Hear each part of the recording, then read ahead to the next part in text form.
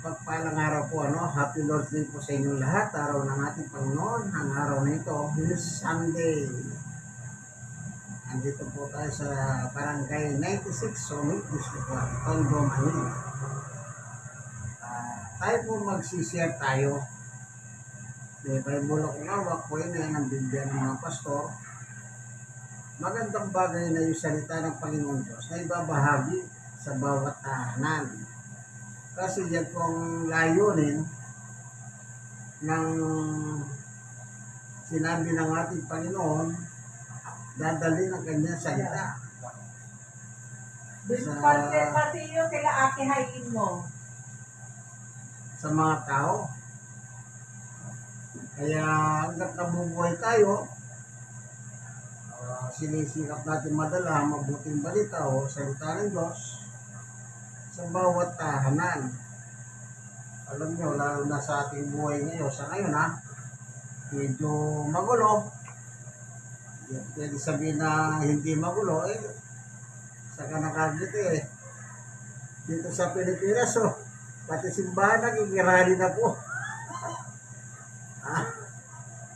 Dahil yung kanilang phone, parang nararamdaman nila may mangyayari. Sipin nyo, kaya nagtataka mga tao, sabi nila, ba't kayo nakikialam sa social media, yung tagapagsalita ng simbahan nila? Yung pangalan Luis Zabala. Parang sarado ng kaisipan nila Kasi sinasabi, wala daw ginagawa yung gobyerno. Kahit may ginagawa, hindi nila na-appreciate. Nakakapanlomo, imbis na sa Biblia, dapat susuporta ng gobyerno Masama man ng gobyerno, mabuti ang gobyerno, susuporta mo Yun ang nakalagay ko sa... Wala nga sa kanila, hinaan ko yung tumatakas na konti. Yun ang nakalagay sa Biblia Pero, para bang, ewan, anong gusto nilang palabasin, Dapat ang simbahan neutral. Dapat neutral, lalo na kung hindi ka naman nagbabayad ng bis. Kasi ang simbahan po, hindi kasi sinegosyo. Kaya hindi mo siya pwedeng buwisan. Kaya kung isa ka simbahan, gusto mo magbayad ng bis, bahala ka. Pero accepted ang mga yan, mga simbahan, kasi nga hindi sila negosyo. Yung mahirap lang, kung yung simbahan ang kinabibilangan mo, nakikialam sa gobyerno. Dapat ipagdasal mo yung gobyerno para mapabuti siya. Sige, manalangin tayo. Panginoong Diyos, sa aming Ama, na makapangyarihan sa lahat, minsan samahan mo po kami sa aming pagbabasa ng Biblia. Buksan ang mga kaisipan, damdamin, upang aming pagkinabangan ng iyong salita. Sabayin mo mga simbahan na kikalam sa gobyerno na wala naman pong buting dinudulot. Hindi nagkakaroon ng mas lalong kaguluhan ng dahil sa mga simbahan. Salamat po sa ngalan ni Jesus. Amen. Ito babasahin ko po yung sabi ni Pablo. Unang Timoteo chapter 2 verse 1. Una sa lahat, yan. Ipinagigiusap kong idulog ninyo sa Diyos ang inyong mga kahilingan, panalangin, pagsamo, at pasasalamat para sa lahat ng tao. Boss, idalangin rin ninyo ang mga hari at may kapangyarihan upang tayo makapamuhay ng matahimik, mapayapa, makadiyos, marangal. Paano tayo makakapamuhay ng marangal ngayon? Matahimik mismong simbahan, imbes na panalangin yung gobyerno, nagigigulo sila. Kasi nga po, yung kanilang minamanok,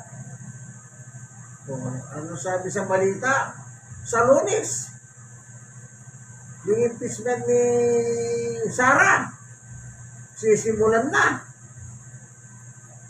Kaya sila naman, yung Iglesia ni Cristo, nagparamdam na. Kung kita nyo, ano pang, nung minsan meron akong nabasa, sabi ni Edwin Sabala, hindi na nakikinig sa amin ng gobyerno. Ibig sabihin, makinig ang gobyerno sa kanila. Hindi, ang tao dapat makinig sa gobyerno. Yan ang batas. O, tingnan nyo, babasahin pa natin. So, dito po sa Timoteo, sabi ng Pablo, tayong mga tao, dapat pinagdadasal natin ng gobyerno. Para saan? Para mapayapa ang pamumuhay natin. Saan ka nakakita? Impeach ang Vice President, in-impeach din nila ang Presidente.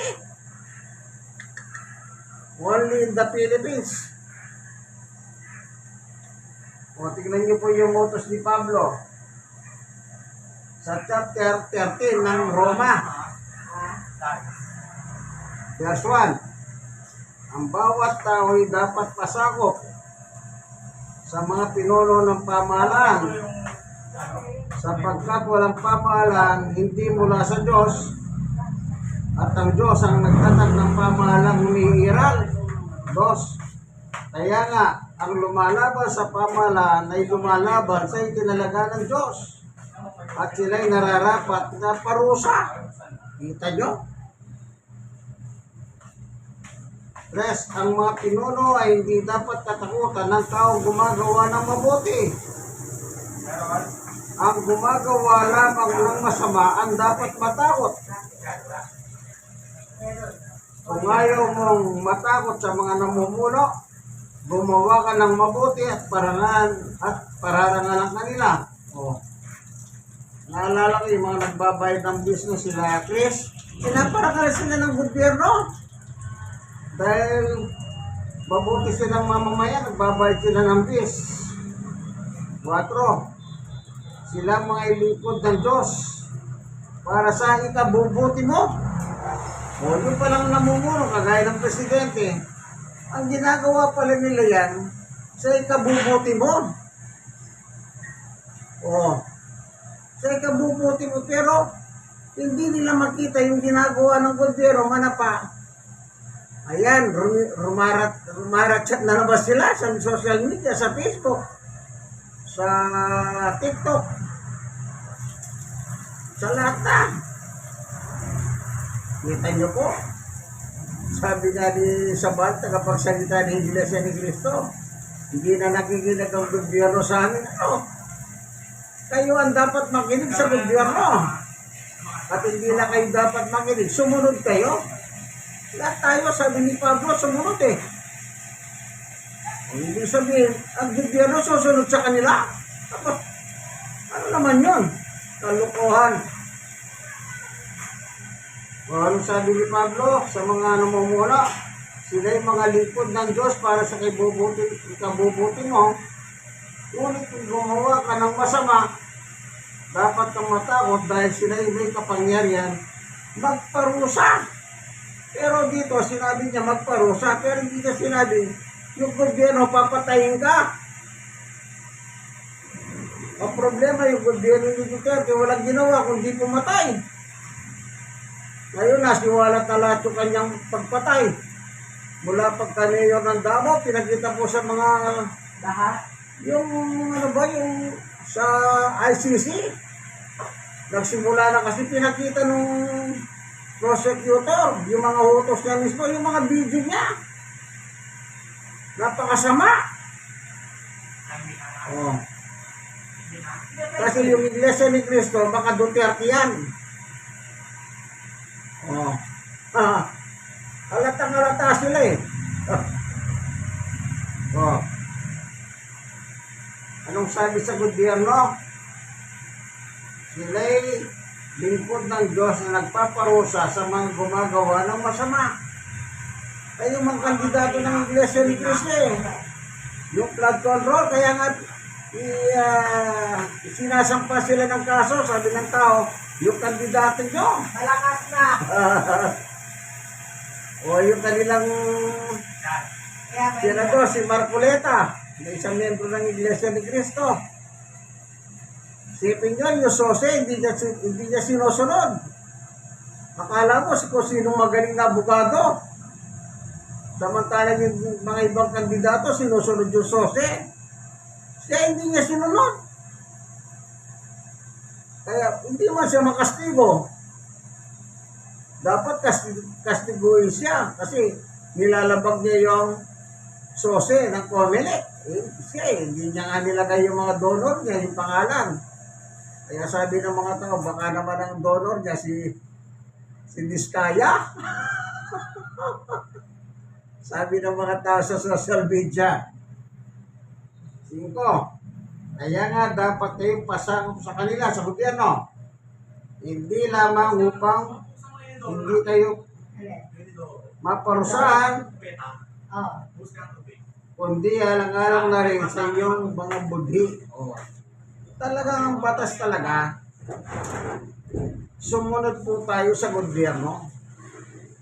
Ano man ang tungkulin mo, di ba, presidente ka ng kumpanya mo, magbayad ka. Sumunod ka. Kung dapat ka mag-bis, magbayad ka ng bis. Ano pa? 6, yan din ang dahilan kung bakit tayo nagbabayad ng bis.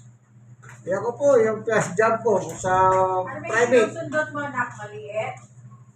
Oh. Maliit? Ano ba? Bayad ako ng bayad ng bis. Bakit? Hindi. Eh, di mano, kinakaltasan ng employer ko yung bis ko eh. Wala na akong reklamo, wala akong magawa, nakakaltas na eh. Makita ko sa payslip, Okay.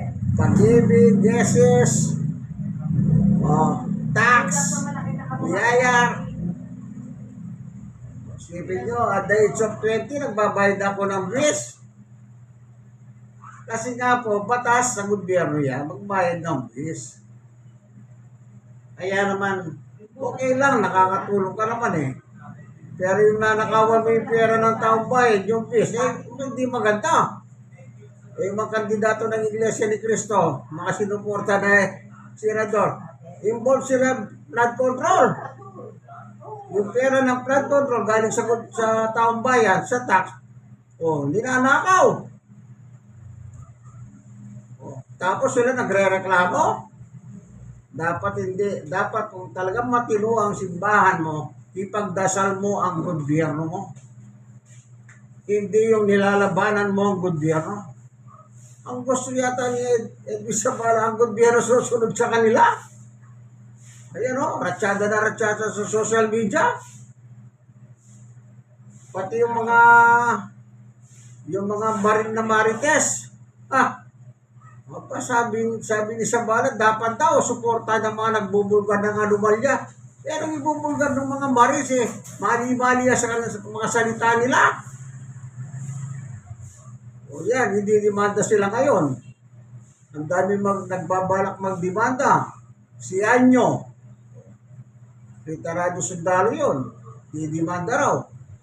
Si Laila de Lima, si Antonio Trillanes, kawawa. Sumusaw ka sa ganun wala mo naman. Yan nga po mahirap pirma-pirma sila. Ay, napagalaman pala. Mali. Kaya ngayon na yan. Sinusuporta pa sila ng Iglesia ni Cristo, dapat yung nagbubulgar. Suportan. Ang bulgar nga nila wala sa lugar eh. Hindi po ganyan ang tamang simbahan. Ang tamang simbahan, huwag kang makialam sa gobyerno. Ipagdasal mo ang gobyerno. Yun ang batas.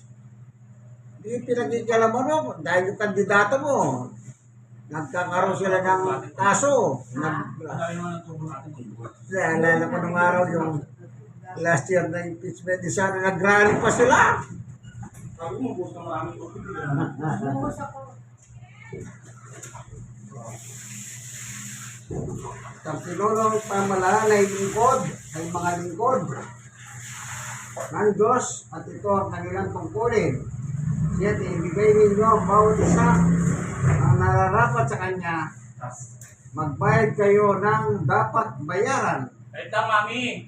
Magbigay kayo ng buwis Mami, saglit lang. sa dapat buwisan. Igalang ninyo ang dapat igalang, at pararangalan ninyo ang dapat parangalan. Dapat parangalan natin ang gobyerno. Alam nyo, ang isang bansa na magulo ang gobyerno, walang karangalan yun. Oh. Parang ayaw nilang tumino ang gobyerno, itong mga iglesia ni Cristo. Ito, diretso ako sinasabi sa inyo.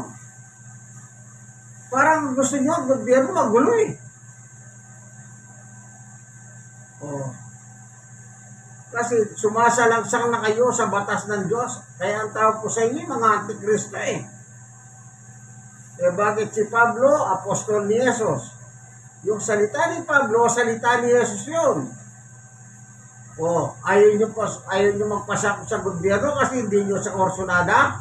Yan ang tawag sa inyo, hindi antikristo kayo. Hindi kayo sa Diyos niyan, mga iglesia ni Cristo. Hindi sa bala.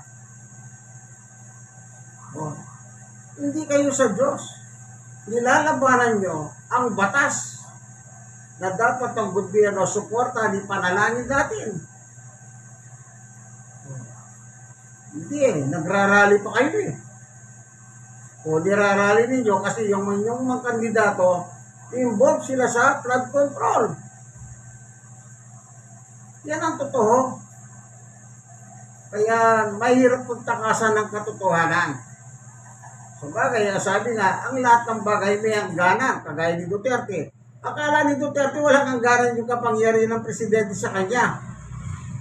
Nung matapos na sa pagka-presidente, ayun, tinambakan ng demanda. Ngayon, nagre-reklamo bakit daw sa dahil siya nililitis, bakit hindi raw sa Pilipinas. Wala justisya dito, sabi ni Ombudsman Crispin Remulla. Wala nang batas dito. Sa panahon ni Duterte, meron ba kayong nabalitaan? Wala. Kaya nga doon sila nagpunta yung mga biktima at dinilig naman sila ng ICC. At sinasabi nga ng batas, last resort ng ICC kapag ang isang gobyerno hindi siya umaakto sa kanyang tungkulin. Sino magdidemanda kay Duterte ng panahon natin? Wala. Panahon niya. Imbis na yung human right na eh. Ano sabi niya doon sa papel? Palamang ko pa sa kanila itong human right na ito eh. Walang respeto. Minura niya yung Santo Papa ng Roma, si Pope Francis. Na-traffic kasi si Duterte nung araw. Ano sa plato eh? Doon. Tapos tinanong niya yung driver niya, bakit ma-traffic? Tama na. Ano ka na, hihingal ka na. Ang sabi niya, dumating si Santo Papa. Minura niya yun. Walang gala. Diyos na may gawa ng langit at lupa. Who is stupid God? Sabi niya pa, English pa. Sino daw yung stupid Diyos na gumawa ng universe? Yung langis, ano ba? Si Jesus yung pagkapako sa krus, anong sabi niya? Ang Diyos niyo, pinako sa krus, tangina. Nagmumura pa. Kung ako ipako niyo sa krus, ano sabi niya? Sunugin mo sila. Utusan niya pa Diyos, sunugin daw ang mga tao. Si Barack Obama ng Amerika, kapwa niya presidente, minura nga eh. Samantalang nagpapayo lang si Barack Obama na igalang ang human right. Sana sabi niya, huwag ka magkialam dito sa aming bansa. Hindi ka namin pinagkikalaman. Kasi maka-China siya. Kaya minura niya si Barack Obama. Sipin niyo, kapwa niya end of state yan. Hindi mo na nirespeto. Kaya ko yung payo, hindi mo na lang salitahan ng hindi maganda. Bakit yung Indonesia nung araw? Hindi niya mamura dahil meron tayong kababayan na uli ng droga doon sa maleta. Sino ba yung dating presidente? Ngayon hindi na. Bakit hindi yung pinagbumura niya? Kasi hindi niya mamura. Yan ang problema po sa kanya ngayon. nilatag yung mga ebidensya.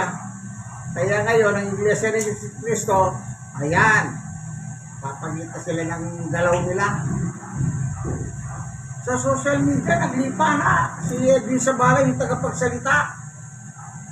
Kaya sabi niya nung araw, hindi na raw nanginginig ang gobyerno sa kanila. Kaya sino ka para panginggan kayo ng gobyerno? Kung kayo nga, yung sumunod sa gobyerno eh. Ang gobyerno susunod sa inyo?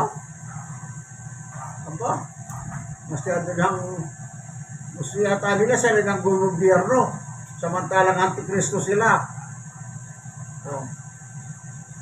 Antikristo sila. Bakit hindi sila naniniwala kay Kristo? Na si Jesus ay Diyos. May ito pa, may babasahin ako. Ito hindi nila pinaniniwalaan ito. Nandun sa kanilang mga, kahit sa magasin, nakasulat ito eh. Ito. Sa unang 1:5:20. At nalalaman namin na parito na ang anak ng Diyos. Si Jesus po tinutukoy, anak ng Diyos. At binigyan niya tayo ng pangunawa upang makilala natin ang tunay na Diyos at tayo nasa tunay na Diyos. Sa kanyang anak na si Yesu Kristo, siya ang tunay na Diyos at buhay na walang hanggan. Anong sabi ni Juan? Si Jesus ay tunay na Diyos at buhay na walang hanggan. Tanong nyo sa kanila kung naniniwala sila dito. Hindi. Ibig sabihin, mas magaling pa sila kay Juan. Na si Juan na lingkod ng Diyos na sumulat. Alam nyo, diyan mo makikita, antikristo sila. Antichrist sila. Kung nandiyan po kayo sa reliyon na yan, layasan nyo. Hindi po gumagalang sa batas ng Diyos yan. Manapa, nilalabatan nila ang salita ng Diyos. Pinapakita ko nila. Kaya kung mahal ng bansang Pilipinas, mag-isip naman kayo. Mag-isip kayo kung mahal nyo po ang bansang Pilipinas. Salamat Panginoon Diyos sa iyong pagtuturo sa amin sa oras pong ito ng katotohanan. Ng katotohanan walang iba kundi ang iyong salita. Salamat po sa ngalan ni Jesus. Amen and amen. Praise God. God's good all the time. Ito po inyong kaibigan, Brother Manny Bautista. Dito po tayo sa Barangay 96, Sony, Isikuan, Tondo, Manila. Wala po personal dito ha. Hindi ako galit sa inyo. Kayo mga Iglesia ni Cristo. Napupuna ko lang ang ginagawa ng inyong tagapagsalita na naglipa na kayo sa social media. Yun lang po yun. Pagtutuwid lang. Nagbasa lang po ako ng Biblia. Hindi puharan yan. Binasa ko lang ang sulat ni Pablo na apostol mismo ng ating Panginoong Yesus Cristo. Kung kaibigan ni Jesus, Brother Manny Bautista, God bless us all. Bye-bye!